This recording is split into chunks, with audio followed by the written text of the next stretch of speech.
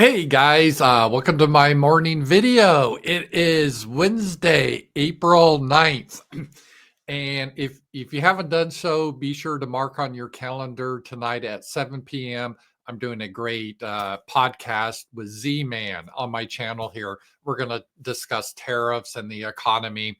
You don't want to miss it. Z-Man and we have, I think, a really good chemistry, and our shows are just getting better and better. So check it out.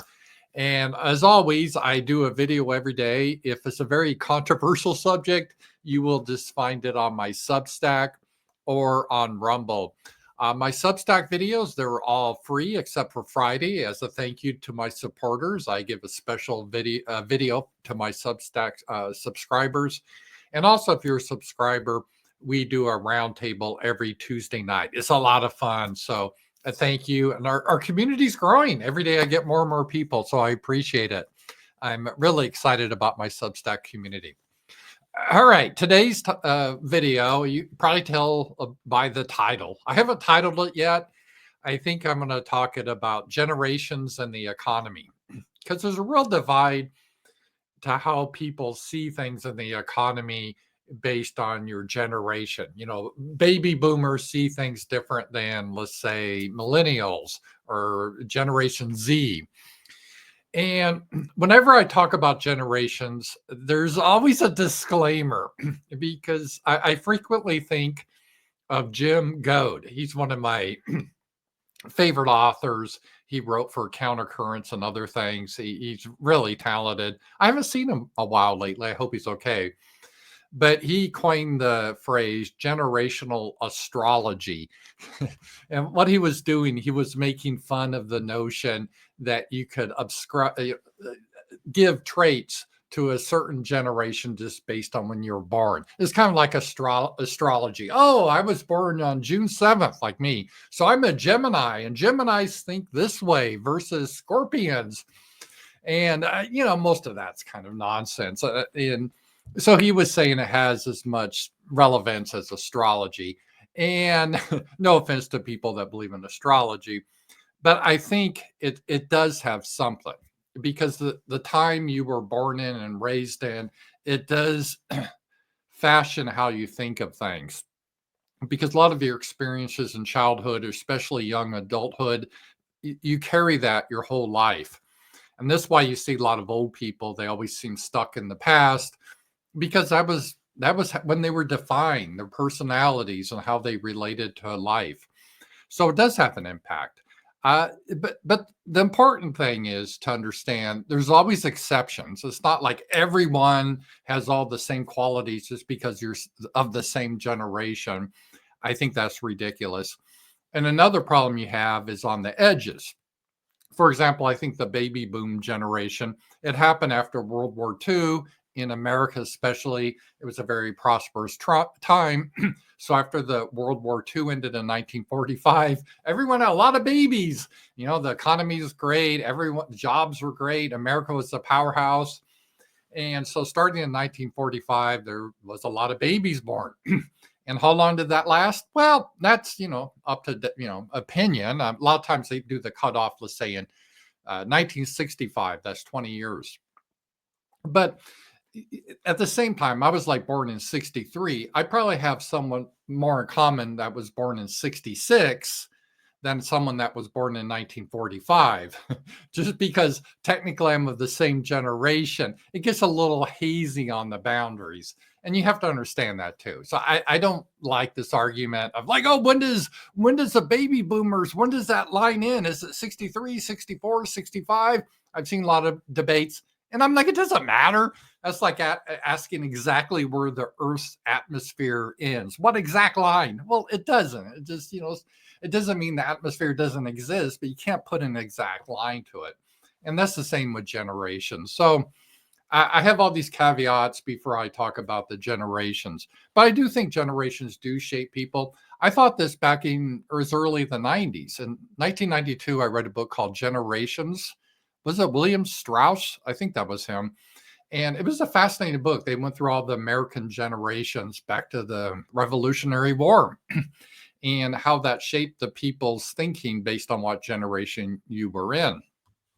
And I think there's some merit to it. And we're seeing it concerning Trump and the tariffs and the economy. There's very much a different reaction. And part of this is based on how people were raised. And again, I don't want to throw dispersions at certain generations like boomers are all bad or millennials are all stupid. I think that's a little sloppy. There is just a difference is in general of how they perceive the world based on their experiences. And I don't blame generations for everything. In some ways, it's fun to make fun of boomers because that generation, they grew up in the 60s. That's when they were young and they came, the hippie generation. Don't trust anyone over 30, man. And they really hated older people. And again, this wasn't everyone, but this was kind of the meme back then. And now they're the old people. So it's a little bit of karma. It's kind of funny how that worked out. But that aside, people blaming like the boomers for the 1965 Immigration Act, which was the start of transitioning America from a white nation to a non-white nation.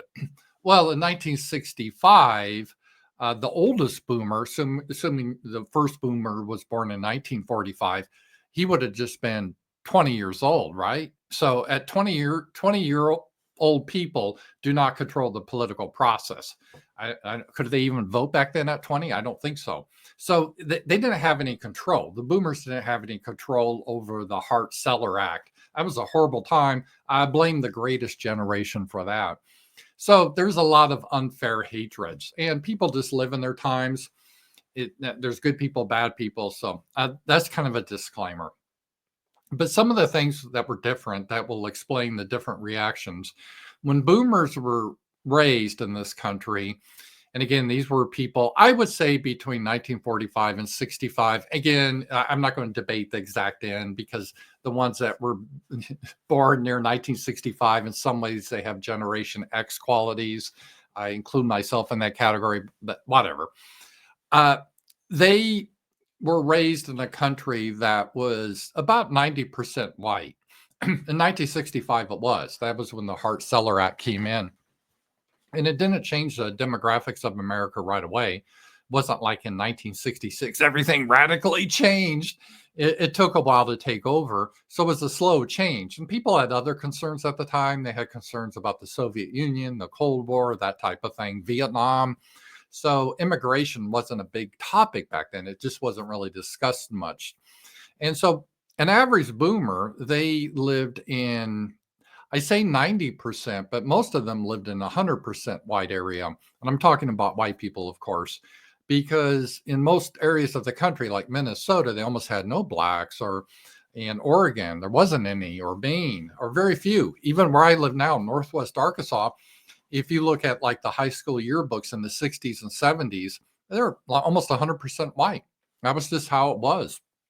Now in the South, there was a higher concentration of blacks.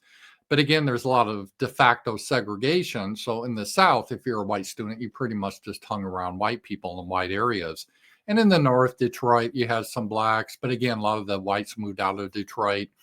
So most white Americans did not have any interaction with blacks at all. And then we didn't have many other minorities. We didn't have any Muslims to speak of. We had a few Hispanics in the Southwest, but that was pretty small, almost no Asians. So America was very different. It was like 90% white, about 10% black, but in your day-to-day life, it was basically 100% white and almost all 100% Christian. Doesn't mean everyone had the same beliefs in Christianity, but we all had Christmas, Easter, that type of thing. We had something that bound us together. We listened to the same music, Led Zeppelin or the Beatles, that brought everyone together. You don't see that anymore. It's all fracture, but that was the time that the boomers were raised in. And their views of race and how things worked were mostly defined by books like To Kill a Mockingbird or Guess Who's Coming to Dinner. So while they didn't have much interaction with blacks, their view of blacks was determined by novels and TV. And then in the early 70s, you had Norman Lear in Hollywood, and he put together like All in the Family. And so a lot of these boomers, when they were raised, they were taught that the black people were always persecuted unfairly by the KKK, and they're very wise, kind people. And especially in the South, there's meanie whites that are just making their life difficult for no reason whatsoever. And they had no reason to believe this based on firsthand experience. It's just what their TV told them, Norman Lear told them, or what their book told them, like To Kill a Mockingbird. Oh, they blamed the black guy for rape, but obviously it was someone else. That's always what happens. It really wasn't reality, but this really defined their views of race. And you see a lot of boomers, because their whole life they haven't been around many races. They went into the corporate world, mostly white, and then they retire. They get in more and more exclusive suburbs, and so it really shapes their notion of it. And the other thing that was different from the boomers from subsequent generations was the economy. The economy was totally different in the 60s and 70s, even the 50s, but the boomers may have been like young teenagers in the 50s. So, but by the time in the 60s and 70s, again, the United States was still the most powerful manufacturing country in the world. And even if you didn't go to college, let's say you graduated high school, you could walk down to your local General Motors plant and get a job. Now, it may not be a fun job, but it paid well, and you could even raise a family on that. And jobs like fast food or lawn care, that would typically be teenagers, white teenagers that would do that to save up their money, maybe for college or a new car. That is how it was. So if you were really poor back then, as a white person, it was considered you had some defect, that you were lazy. And that's where they get to pull yourself up by the bootstraps, because, hey, if you hit the pavement, you're going to get a job. There's lots of jobs, and you can build a future. And that's because it was true. It was true. That was how it was. And so the boomers, this is how they think of everything, because this is how their life went. When they were a teenager, they had their high school job, maybe work at McDonald's, and they saved their money, and they're able to maybe go to college, and they paid for college. They didn't really need a lot of student loans. They could just save up for it by, they had to bust their butts during the summer and save their money, and they lived poor, but then they got their college degree. Then they got their corporate job. And that was different. When they went into corporations, there wasn't any really anti-white policies, no DEI policies. There started to be in the 70s. Oh, we got to be fair to non-whites. We shouldn't exclude blacks. So let's make sure it's equal. So if a black is as qualified as a white, you got to consider them too. And most boomers said, yeah, that's fair. I agree into that. And there wasn't any concept of outsourcing. You started in the 70s. Japan started to have some manufacturing, but their stuff was considered junk back then. Made in Japan, it was kind of a joke in the 70s. It was synonymous with being a junky product. We don't have that now, but that's the way it was back then. And there was no way, there wasn't really outsourcing. So you're not going to have your job sent to Mexico or India. That just didn't exist. And a lot of the countries like China, they were under communism, even economically, and they were kind of a closed society. So we just didn't really have the competition. So economically, it was a good spot that they were in. And so they could achieve the American dream. And the American dream at that time was you always do better than your parents. Because historically, at least in the 20th century, early on, people had a rough time of it. I remember, I'll just use my family. My grandparents, they grew up in southern Indiana, right near the Kentucky border. You'd call them now like hillbillies. And it was that in southern Indiana was very rural, kind of Appalachia. And they were poor. They all grew up poor. I mean, they couldn't always afford shoes when they were kids, and there wasn't a lot of toys for Christmas. And uh, my grandfather, the kids, they go back from school and then have their 22 rifles, hunt for squirrel. Maybe that's what they'd eat for the night. So that was it. But my grandparents, they got married, and then they worked hard, and they struggled through the Depression. But then my grandfather got a factory job in Chicago, blue collar job. And, they made decent money. It wasn't like they're living in a mansion, but they were able to buy a house and they had a car and they saved very carefully. Then they had a nice retirement. And then they had their son, my father, who just a couple of years ago passed away, Dan. And then he actually had a better lifestyle. He was in the Army. Then after the Army, he got into the Bell system, went to Mountain Bell in Colorado and became one of the early programmers. He kind of been a white collar job. He was successful. And then and so his life was better than his parents. And then, he had me and my brother Steve, and then we went on and were successful. So the American dream was always you were more successful than your parents. And that held true up through the boomers. But then now the other generations, we're not seeing the case. Now a lot of the kids, they can't afford homes. They can't afford, there's none of these good jobs out there. And working at Panda Express is not the same as working as General Motors. You don't get the same benefits, the same pay. You can't make a living on that. And that's where we are right now. And socially, it was different. And because you didn't have the internet or social media. And so people, they tended to, what are the odds you happen to find your soulmate of like 4 billion people on the planet, and your soulmate happened to be in your same town, right next the same place where you work? What do you know? What are the odds? But you tended to find people because there's no other option that were around you, and you had to correspond in person with them. And men still made more than women, and women at the time, it was still expected. There was women's lib started in the 70s. Thank you, Norman Lear, to push that. But still, even women that were women's libbers, that's what they called it back then, they still wanted to get married and have kids. That was considered the norm. And people kind of paired off. You didn't really have like the incel thing, unless you were a real total loser guy. That almost every guy could find some woman because people paired off. I mean, women were still hypergamous, but there was a limited stuff they could do because they couldn't get all their validation on social media. Now you can put a picture of yourself half naked on the X, and you get validation from all over the world. And that's really messed up things. And men, again, the pornography in the 70s was kind of trying to get like Playboy or Penthouse, and it was considered you had to go in the seedy area. Now you get total super hardcore pornography kids can with a click of a mouse. So it's really changed, and it's kind of warped people, and it's prevented family formations. And of course, they didn't have any of the LGBTQ stuff. Homosexuality was almost unknown. It existed, but it's extremely on the fringes. People whispered about it, but it wasn't mainstream like it is now or pushed. And so that it was a different society. And this is the society that the boomers were raised in. This has kind of shaped their views.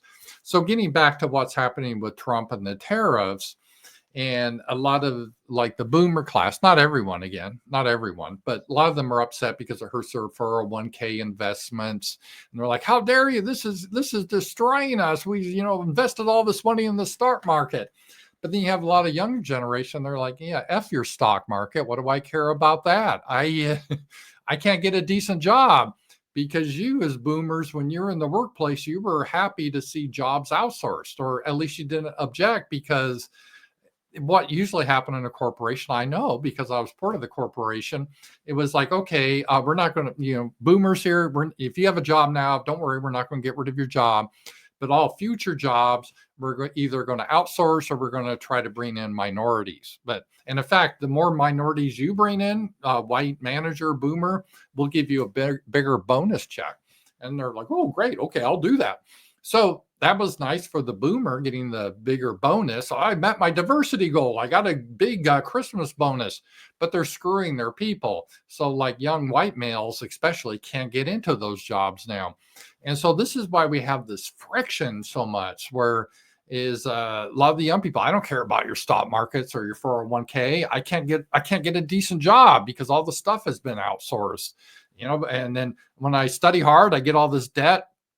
in college. I'm underwater because you told me I need to go to college, because back in your day, going to college was an important thing.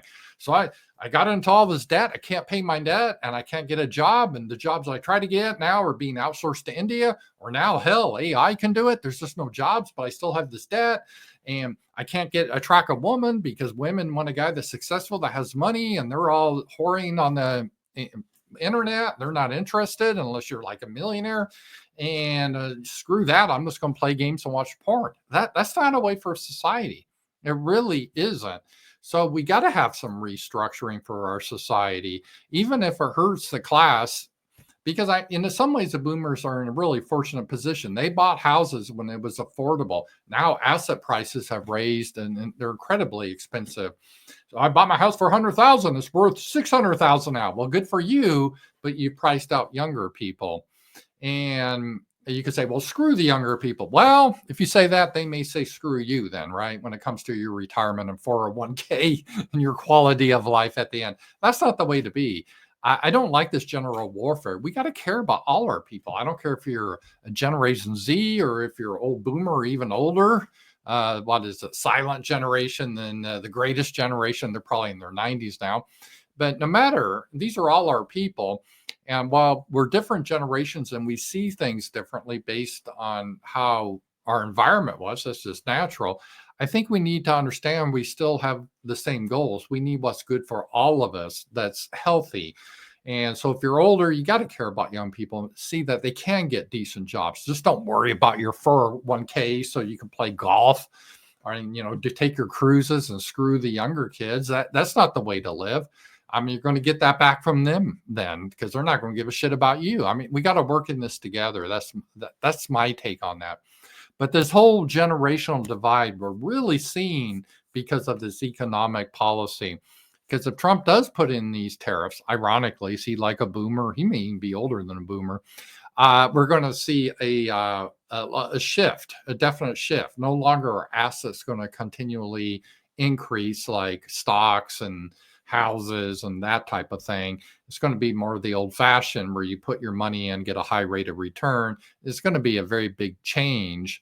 And maybe people, you can't have your European vacations every year and 5 cars. It may go back to the way it was in, the 60s or 70s, where you had a 1-car garage. Everyone had 1 car and you were doing well off with 1 car. You had your little house, ranch house, that seems small now, but was fine back then. We may have to kind of restructure to that life that's more healthy for everyone. Anyway, some Wednesday thoughts. This was a little longer video, but thank you, and I will talk to you guys later.